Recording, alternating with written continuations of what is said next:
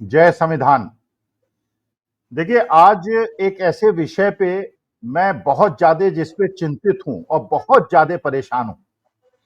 और मैं ये समझना चाहता हूं क्योंकि मैं इतना ज्यादा व्यथित हूं कि अपने 73 साल की उम्र में आज तक मुझे ये नहीं लगा कि मैं इतना ज्यादा परेशान हूं। तो मैंने सोचा कि अपनी नेक्स्ट जनरेशन के बारे से पूछा जाए, उनसे जाना जाए कि इस समस्या के बारे में जिसमें मुझे लगता है कि बहुत ज्यादा ध्यान देने की आवश्यकता है। अगली जनरेशन, अगली पीढ़ी क्या सोचती है। वो विषय है कि हमारे देश के अंदर पिछले 10 साल के अंदर पहले तो धार्मिक विभाजन हुआ, जहर घोला गया, हमारे समाज के अंदर जहर के फसल उगाई गई। लेकिन वो केवल अभी तक हिंदू मुसलमान में केंद्रित थी, फिर उसके बाद वो हिंदू क्रिश्चियंस में चली गई, हिंदू आदिवासियों में चली गई। अब धीरे धीरे ये आग इतनी ज्यादा दावानल बनती जा रही है, इतनी ज्यादा बढ़ती जा रही है, मुझे अपने देश की चिंता है। और क्योंकि मेरी तो उम्र हो गई तो मुझे बहुत ज्यादा अगले भविष्य की चिंता नहीं करनी है। लेकिन मैं उस जनरेशन से ये जानना चाहता हूं, उस पीढ़ी से जानना चाहता हूं जिनका बड़ा भविष्य पड़ा हुआ है, आगे बहुत बड़ा समय पड़ा हुआ है।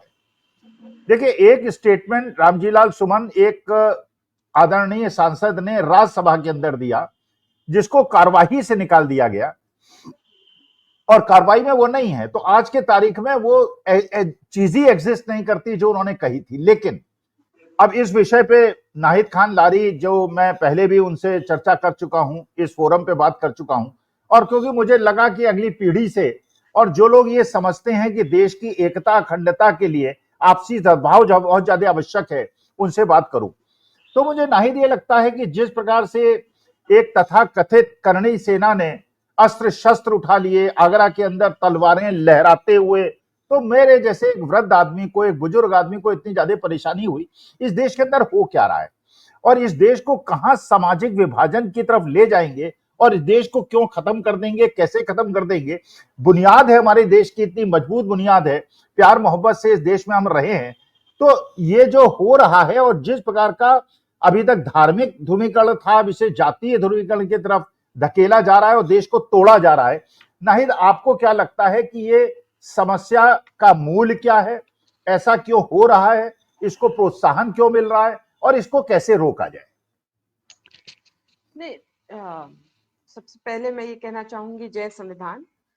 और आपने खुद बताया सर कि आपकी उम्र 73 साल है और इतनी उम्र हो गई आपकी, आज तक आपको इस कदर आप परेशान नहीं हुए, जो अब जाकर आप स्थिति, भयानक स्थिति जो अब देख रहे हैं, अब जो आप परेशान हो रहे हैं। और आप खुद बता रहे हैं कि जहर घोल दिया गया है समाज में और एक सामाजिक विभाजन की ओर देश को बढ़ाया जा रहा है और देश को बर्बाद किया जा रहा है। ये जो आप कह रहे हैं, 73 साल आपकी उम्र है, आपने आज तक ऐसा एक्सपीरियंस नहीं किया। निसंदेह आपकी बात वास्तविकता पर है, क्योंकि लगभग 11 साल हो गए हैं भाजपा को सत्ता में, केंद्र में, और उत्तर प्रदेश में भी काफी टाइम हो गया है भाजपा को। दूसरा उनका कार्यकाल चल रहा है। तो जिस प्रकार का एक एक भयानक स्थिति उत्पन्न की हुई है, और जो आप बात कर रहे हैं जाति विभाजन की, ये देखिए, मैं आपको ये बताऊं, जो आपने अभी बात की हिंदू मुसलमान की भी, मैं ये स्पष्ट बताना चाहती हूँ, मैंने पहले भी आपसे चर्चा में कही और भी कई जगह में बात चर्चा पे कह चुकी हूँ, और आप समझेंगे, चूंकि आप बहुत ज्ञानी हैं, आप समझेंगे कि मैं वास्तविकता पर ही बात कर रही हूँ। दरअसल हिंदू मुसलमान, बेसिकली मुसलमान तो बहाना है, पिछड़े दलित ही असली निशाना है। ये बात मैंने आपको पिछली बार भी कही थी और अब स्पष्ट दिख रहा है आपको। मुसलमान बहाना है, पिछड़े दलित ही सत्ताधारियों का, भाजपा का, आरएसएस का असली निशाना है, क्योंकि इनका आरक्षण, इनका हक कैसे समाप्त करना, इनका हक कैसे डकारना है, इसकी इसकी पूरी ये एक ग्राउंड तैयार किया जा रहा है। क्यों? क्योंकि ये समाज जग चुका है, अपने हक हकूक के लिए जग चुका है। अब 72% इस समाज की आबादी है, पिछड़े दलितों की आबादी है, बहुसंख्यक समाज है, 72% आबादी। और इतिहास की ही अगर बात करें, चूंकि बीजेपी आरएसएस इतिहास की बात करना बहुत पसंद करती है, जो इतिहास की बात करें तो इतिहास तो इस बात का साक्षी है ना कि पिछड़े दलित आदिवासी ही केवल और केवल भारत के मूलवासी हैं। इसमें तो कोई संशय नहीं, इसमें कोई दो राय नहीं। अब ये बरैये का छत्ता है एक प्रकार का। 72%, देश की 72% जो आबादी है, ये बरैये का छत्ता है। अब इस छत्ते पर अगर ढेला मारेंगे बार बार, जो भयानक स्थिति उत्पन्न कर रही है बीजेपी और आरएसएस और इनके गुंडे और असामाजिक तत्व, इस बरैये के छत्ते पर अगर ढेला मारेंगे, तो आप ये समझिए कि ये समाज अगर खड़ा हो गया अपने हक के लिए या अपने सुरक्षा के लिए खड़ा हो गया, तो क्या स्थिति उत्पन्न होगी। लेकिन मैं आपके प्लेटफॉर्म पे ये बता दूं कि ये समाज है, पिछड़े दलित आदिवासी प्लस अल्पसंख्यक, जिसका आह्वान किया माननीय अखिलेश यादव जी ने, यानी पीडीए, ये कुल मिलाकर आबादी है 90%। हमारी आबादी 90%, पिछड़े दलित आदिवासी अल्पसंख्यक की आबादी 90% प्लस। ये समाज शांति प्रिय है, ये समाज इस तरह से उपद्रवी नहीं। और इसका तो इतिहास भी साक्षी है कि पिछड़े दलित आदिवासी शांति प्रिय रहे, हमेशा से शांति प्रिय रहे हैं, पहले से शांति प्रिय रहे हैं। और जो समाज, जो ये तथाकथित संगठन है और इनके जो गुंडे, भाजपा के और आरएसएस के गुंडे, ये इतिहास साक्षी है कि हमेशा से उपद्रवी रहे हैं। अभी आप रिसेंट का ले लीजिए ना सर, कि अभी हाउस में जिस प्रकार से गृह मंत्री अमित शाह जी ने बाबा साहब, परम आदरणीय बाबा साहब का अपमान किया, अपमान भरे शब्दों का प्रयोग किया, वो शब्द शायद हम लोग अपने मुंह पर भी ना लाना चाहे बार बार, ऐसे शब्दों का प्रयोग किया। विरोध हमने भी किया, पीडीए समाज ने, 90% पीडीए समाज ने, और आप जैसे बड़े दिल और बड़ी सोच वाले अगले समाज के लोगों ने भी, जो अपमान भरे शब्दों का प्रयोग किया था बाबा साहब के लिए, उसका विरोध किया। पूरे देशव्यापी विरोध हुआ। मैं खुद यहाँ लखनऊ में विरोध प्रदर्शन में शामिल थी, समाजवादी पार्टी ने विरोध किया, मैं खुद शामिल थी, कलेक्ट्रेट तक जाकर हमने ज्ञापन भी दिया, लेकिन शांतिपूर्ण तरीके से। एक अपशब्द की आवाज कहीं से भी नहीं गूंजी। पूरे देशव्यापी आंदोलन हुआ, देशव्यापी प्रदर्शन हुआ, लेकिन कहीं से भी एक अपशब्द की बात नहीं आई। सबने जो परमिशन मिली, जो परमिशन जितनी मिली, उतनी परमिशन के हिसाब से हम गए और हमने अपना विरोध प्रदर्शन किया और हमने ज्ञापन भी सौंप दिया राष्ट्रपति जी के नाम पे। हालांकि कोई कार्रवाई नहीं, ना माफी मांगी बीजेपी ने, कोई माफी नहीं मांगी। गृह मंत्री जी को खुद माफी मांगनी चाहिए थी और बीजेपी को, आरएसएस को कान पकड़ के उठक बैठक लगाकर माफी मांगनी चाहिए थी कि परम आदरणीय बाबा साहब का अपमान किया, संविधान के रचयिता का अपमान किया। मसीहा है पीडीए समाज के, मसीहा है 72% पिछड़े दलितों के, ये उनका हमारे भी अपमान किया। मसीहा हैं, हमारे भी मसीहा जी, हैं। हम लोग के भी सबके मसीहा हैं, लेकिन कोई माफी नहीं मांगी, माफी नहीं मांगी। तो आप ये समझिए, वहीं आप देखिए, लोकतंत्र में सबको अधिकार है, लोकतंत्र में अपना विरोध करने का अधिकार हर व्यक्ति को है, लेकिन शांतिपूर्ण तरीके से अधिकार है। किस प्रकार से लाठी, डंडे, तलवार, त्रिशूल, भाला सब लेकर, बीजेपी के गुंडे हैं ये बीजेपी के गुंडे हैं। आप ये समझिए कि मैं बड़े दुखी मन से आपको ये बता रही हूँ कि जो पत्रकारिता का स्तर हो गया है और जो सत्ताधारियों का स्तर हो गया, इतना गिर चुका है ये स्तर। खुलेआम सड़कों पर तलवार, त्रिशूल, डंडे, लाठी लेकर लहरा रहे हैं और पिछड़े दलितों को, यानी जो पूर्व सीएम रहे, वर्तमान सांसद माननीय अखिलेश यादव जी, पूर्व केंद्रीय मंत्री, वर्तमान सांसद माननीय राम जी, जो हाथरस के लाल हैं, आगरा के लाल हैं, लाल जी सुमन जी, उनको जान से मारने की धमकियां दे रहे हैं, गालियां दे रहे हैं, अपमानित कर रहे हैं, खुले आम हो रहा है और सत्ताधारी मौन है। और पत्रकारिता का स्तर इतना लो है कि उसकी खूब वीडियोस वायरल कर रहे हैं, खूब वीडियोस कर रहे, चला रहे, अच्छा, महिमा ये मंडन नाहिद, कर रहे ये हैं। ऐसा कर क्यों रहे हैं? बीजेपी ऐसा कर क्यों रही है? ऑब्जेक्टिव क्या है इसका? पर्पस क्या सर्व होगा? इनको दरअसल ये जो मानसिकता है बीजेपी और आरएसएस की, जो मानसिकता है बीजेपी और आरएसएस की, जो हजारों साल से जो मानसिकता चली आ रही है, जिस प्रकार से पिछड़े, इनके पुरखों की भी यही मानसिकता रही।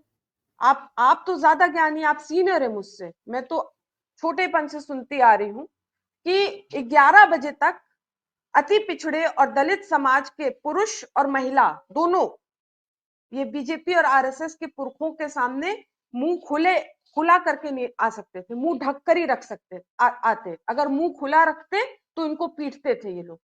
पानी तक नहीं पीना नसीब होता था, कुएं का पानी तक नहीं पी सकते थे, गंदे नालों से पानी पीते थे अपनी प्यास बुझाने के लिए। मैं खुद देवरिया लार से हूँ।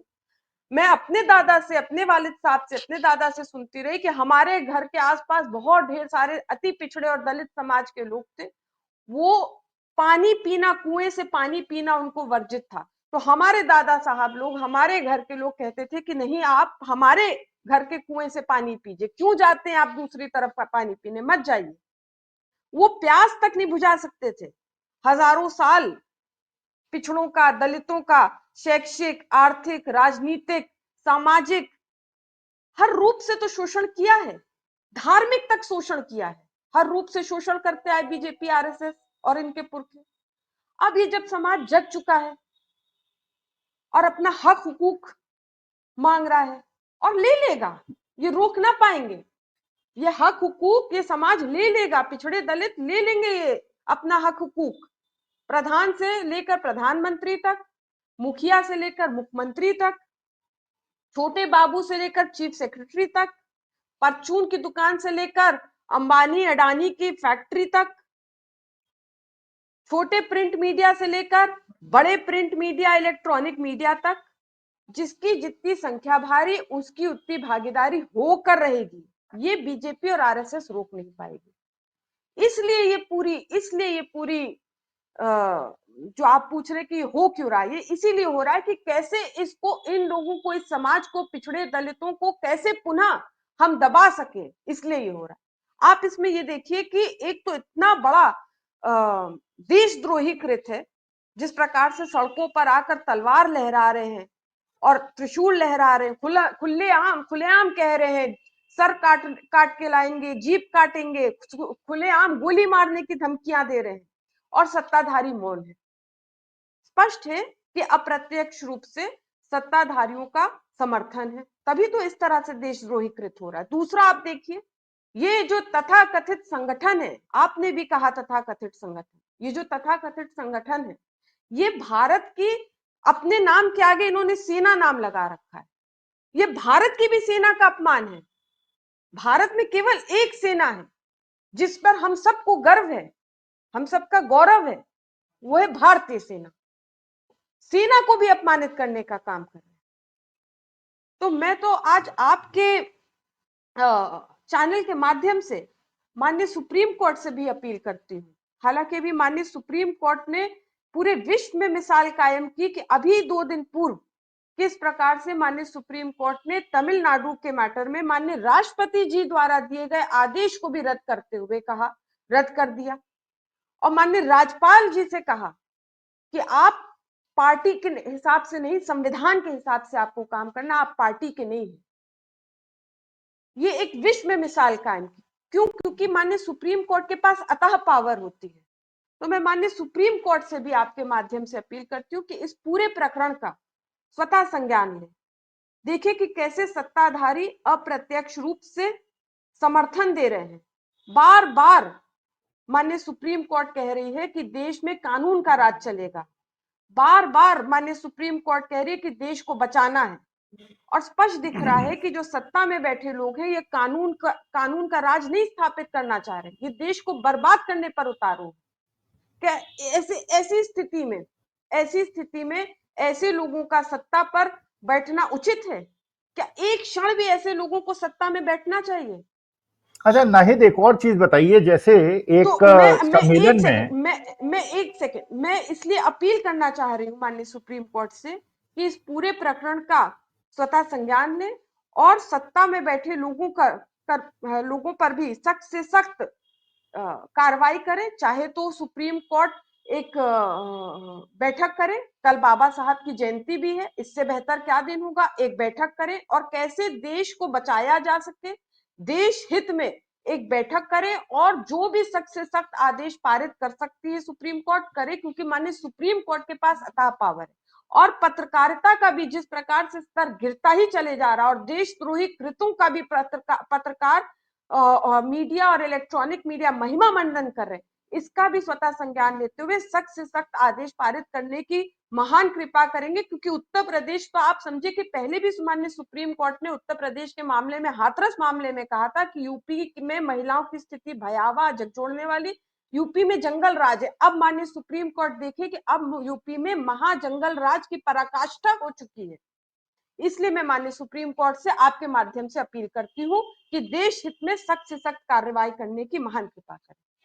अच्छा नाहिद, एक और चीज बताइए, जैसे एक पत्रकार ने दिल्ली की चीफ मिनिस्टर से एक प्रश्न पूछा और दिल्ली के चीफ मिनिस्टर ने जिस प्रकार से अपमानजनक भाषा एक ऐसे व्यक्ति के लिए यूज की जो बड़े समाज का नेता है, और वो समाज ऐसा है जो बड़ी पैठ है, ग्रामीण इलाके के हैं, बड़ी मजबूत पकड़ है और बड़े शक्तिशाली लोग हैं, और उसके लिए जिस प्रकार पत्रकार महोदय मुस्कुराते रहे, जिस प्रकार से आप जानती हैं एक मंत्री जी हैं बीजेपी के जिन्होंने बहन मायावती जी के लिए कितने अपमानजनक शब्दों का उपयोग किया था, लालू प्रसाद यादव जी के लिए, स्टालिन के लिए, लोकतांत्रिक रूप से चुने हुए एक पिछड़े वर्ग के नेता के लिए।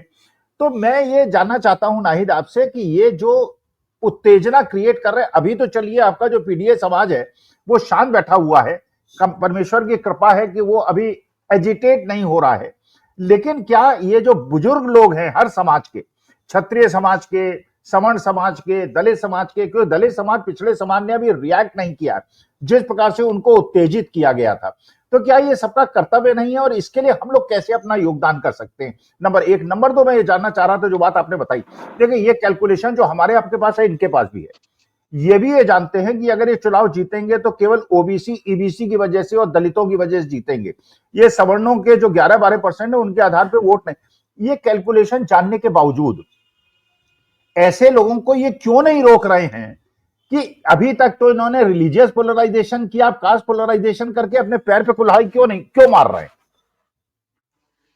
इसको कहते हैं कि सत्ता का नशा सर चढ़कर बोल रहा है, सत्ता के घमंड में चूर है, इसलिए ये रियलाइज नहीं कर रहे हैं। मीडिया, कर्टसी मीडिया जिस प्रकार से हर बात पे वाह वाह वाह वाह वाह वाह कर देती है, ऐसी इमरजेंसी में भी हुआ था, ऐसे आप ज्यादा जानकार हैं, ऐसे इमरजेंसी में भी हुआ था कि सत्ता में जो लोग थे उनको मीडिया वाह वाह कर रही थी कि बहुत अच्छा असर हो रहा है इमरजेंसी का, बहुत अच्छा आप कर रहे हैं, बहुत बढ़िया संदेश जा रहा है।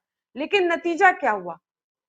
सत्ता से बेदखल हो गए सत्ताधारी, सत्ता पलट हो गई, क्योंकि ग्राउंड में इसका कोई असर नहीं जा रहा था। ग्राउंड में जनमानस आक्रोशित थे, मेरे खुद परिवार के लोग भी इमरजेंसी में जेल में थे, तो हमने इमरजेंसी का दुख झेला है, हमने इमरजेंसी की प्रताड़ना झेली है, लेकिन इमरजेंसी में भी इस प्रकार का उत्पीड़न नहीं था जो अब हो रहा है, खुलेआम सड़कों पे जो हो रहा है, ये इमरजेंसी में भी नहीं था। आप ये समझिए कि खुलेआम सड़क पर दलित समाज के वरिष्ठ नेता हैं रामजी लाल सुमन जी, पूर्व केंद्रीय मंत्री रहे, वर्तमान में सांसद है, उनके घर को ढहाने के लिए बुलडोजर ले गए, उनके घर पर आक्रमण कर दिया। क्यों? क्योंकि वो दलित समाज से है। आप पूछ रहे कि ये सब जानते हुए क्यों नहीं इस पर सब आंकड़ा जान रही है? आपका सवाल ये कि बीजेपी सब आंकड़ा जान रही है कि 72% तो पिछड़े दलितों की आबादी है, आप ये कह रहे हैं, और वोट 10% दूसरा है अगले समाज का, 10% वोट से तो हम जीतेंगे नहीं, हमको मिलेगा इन्हीं का 72% वोट। इसकी देखिए दो वजह है, तब भी क्यों दलितों पिछड़ों के साथ अत्याचार कर रहे बीजेपी? इसकी ये वजह है क्योंकि मानसिकता, सबसे बड़ी बात है मानसिकता, ये मानसिकता नहीं जा सकती, इतिहास तो गवाह है ना इस बात का।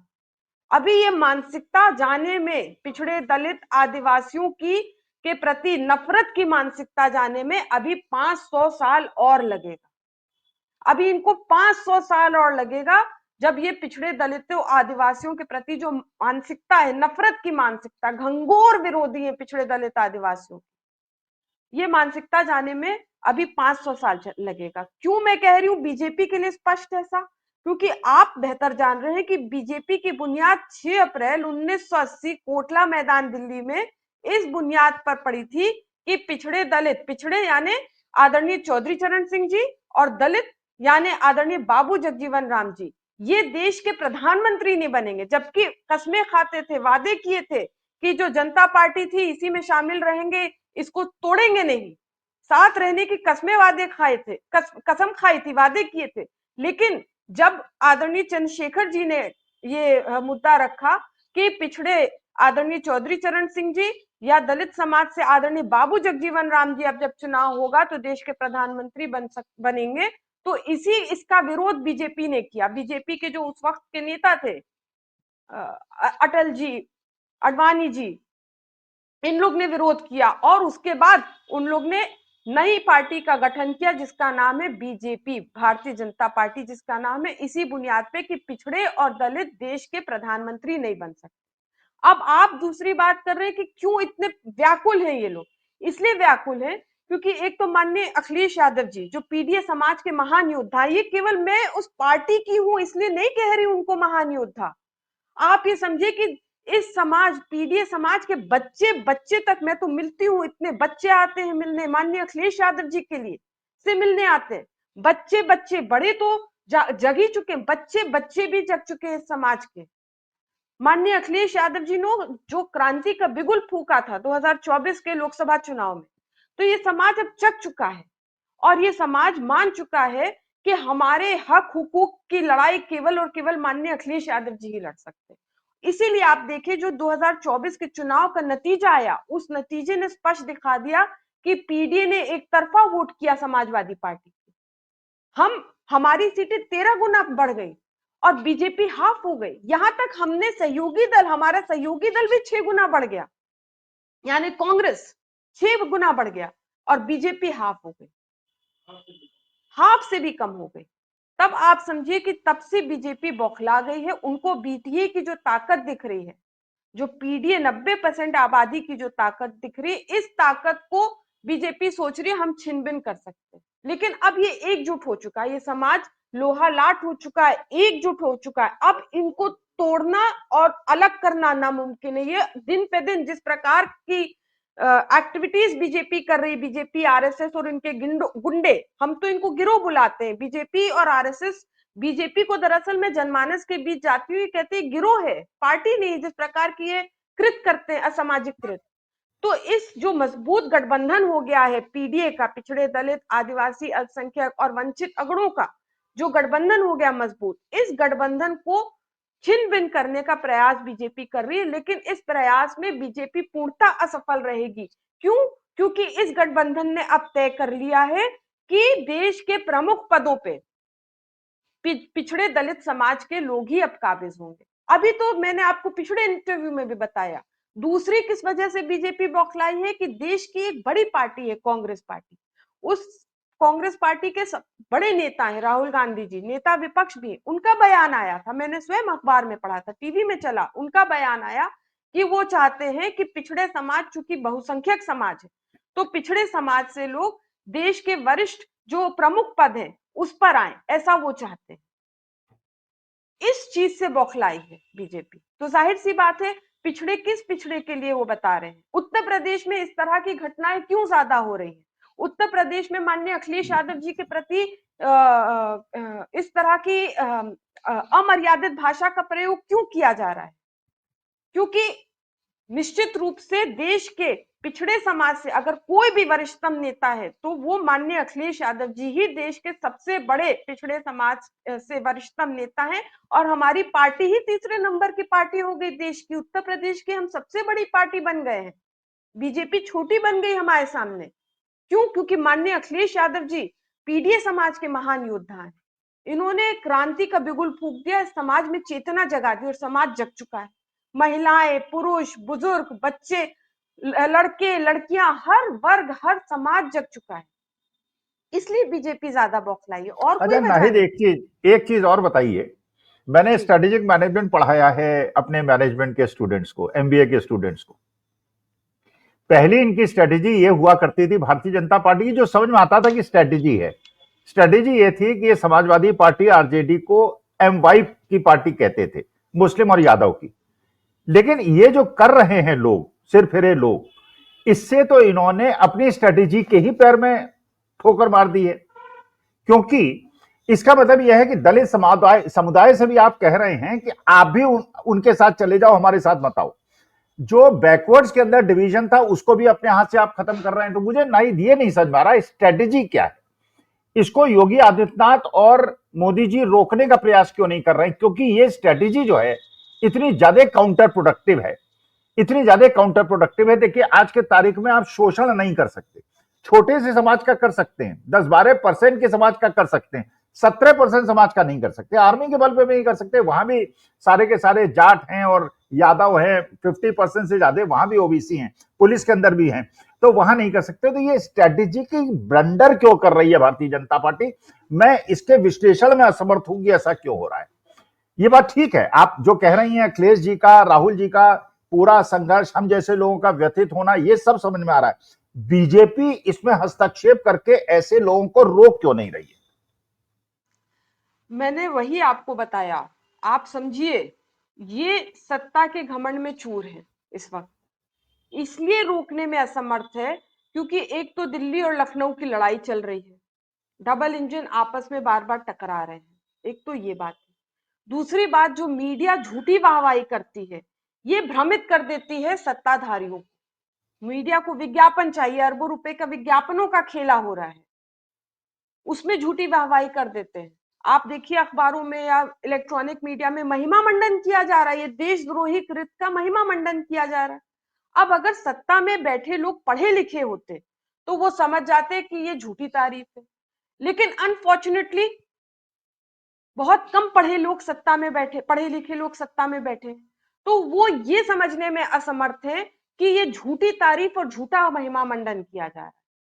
और मैंने तीसरा आपको बताया, मानसिकता ही ऐसी है पिछड़े दलित विरोधी।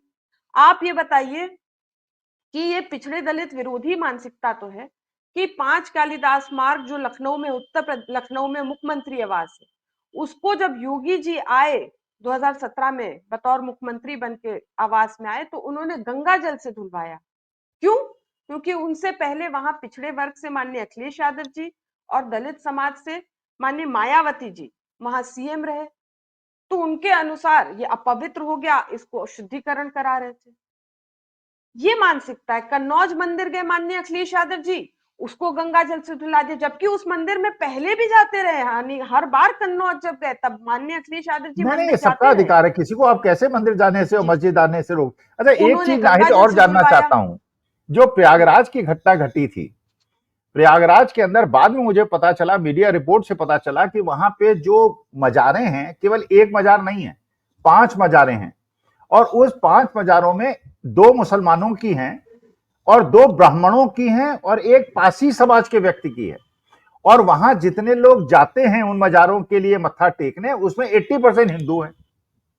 तो जब इन लोगों को पता है कि हिंदू मुसलमान एकता, फॉरवर्ड बैकवर्ड एकता गांव गांव के अंदर इतनी मजबूत है और इसको हम तोड़ नहीं पाएंगे, तब ये एक अनर्गल प्रयास और जो सामाजिक वो है, और अल्टीमेटली जो देश का नुकसान होगा, जिसके लिए मैं सबसे ज्यादा व्यथित हूं। देखिए, मेरा नुकसान हो जाए, मेरे समाज का नुकसान हो जाए, मेरे परिवार का नुकसान हो जाए, I can not tolerate anything against my nation.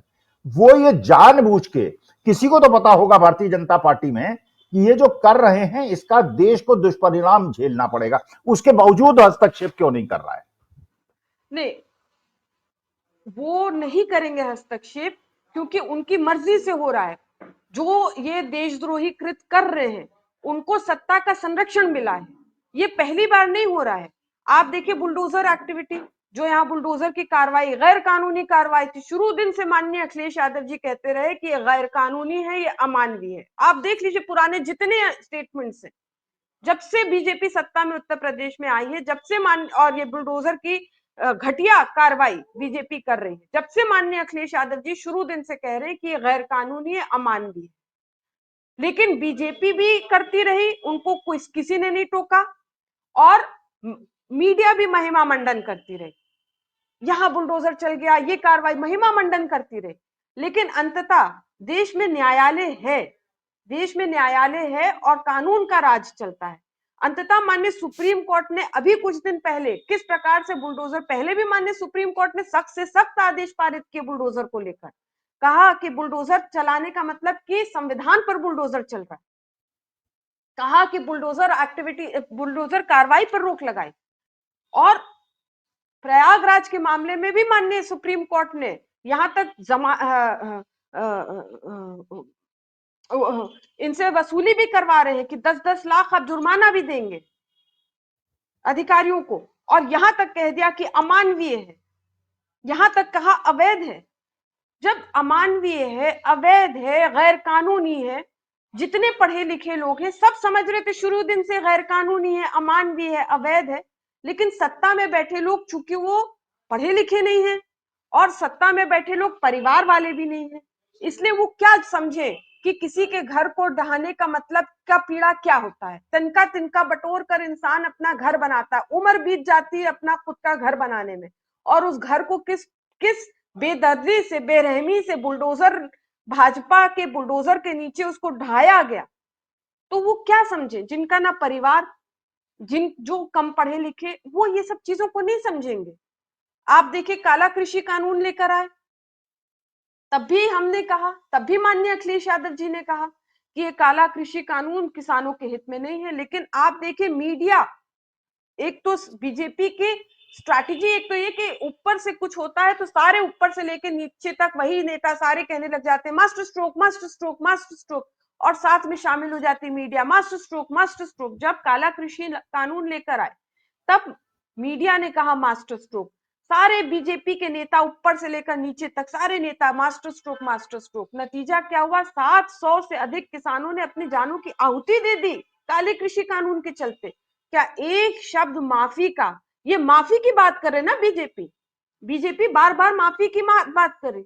हमारे किसान, देश के किसान, देश के अन्नदाता हैं, 700 से अधिक किसान देश शहीद हो गए इस काले कृषि कानून के चलते। क्या एक शब्द माफी मांगी माननीय मोदी जी ने? नहीं मांगी माफी, नहीं मांगी माफी, आज तक नहीं मांगी। और फिर जब माननीय अखिलेश यादव जी का विजय रथ चला गाजीपुर से 16 नवंबर 2021 में, गाजीपुर से चला और जो लखनऊ तक चला पूर्वांचल एक्सप्रेसवे में, जो 6 घंटे में पहुंचना था पूर्वांचल एक्सप्रेसवे से चलते हुए लखनऊ, वो पूरी रात तक चलता रहा। और दूसरे दिन सवेरे 9-10 बजे पहुंचा, और लाखों लाख जनमानस सड़कों पर रात्रि जागरण करती रही उनके विजय रथ के साथ, माननीय अखिलेश यादव जी के विजय रथ के साथ। किसान थे, महिलाएं थी, पुरुष थे, हर बुजुर्ग थे, हर वर्ग के लोग थे। उससे थर्रा घबरा के बीजेपी ने अंततः मजबूरन काले कृषि कानून को वापस लिया, लेकिन माफी नहीं मांगी। मणिपुर में जघन्य अपराध हो गया महिलाओं बच्चों के साथ, क्या माफी मांगी? आज तक मणिपुर जल रहा है, क्या माफी मांगी बीजेपी ने? आज तक माफी नहीं मांगी। बाबा साहब का अपमान किया बीजेपी ने, हाउस में अपमानित किया। उनसे बड़ा ज्ञानी, उनसे बड़ा तो कोई नहीं है। माफी मांगी बीजेपी ने? नहीं मांगी। आखिर ये समझने की बात है कि बाबा साहब ने अपने लगभग 5 लाख लोगों के साथ नागपुर में एक धर्म छोड़कर वो दूसरे धर्म में शामिल हो गए, बौद्ध धर्म अपना लिया, और उन्होंने कहा कि ये मेरे बस में नहीं कि मैं किस धर्म में पैदा होता, लेकिन ये मेरे बस में है कि मैं इस धर्म में नहीं मरूंगा, क्योंकि यहाँ पे शोषण होता, उत्पीड़न होता है पिछड़े दलितों का। इसी उत्पीड़न से आहत होकर, पिछड़े दलितों का जो उत्पीड़न हो रहा है उसी से आहत होकर तो उन्होंने धर्म छोड़ दिया था।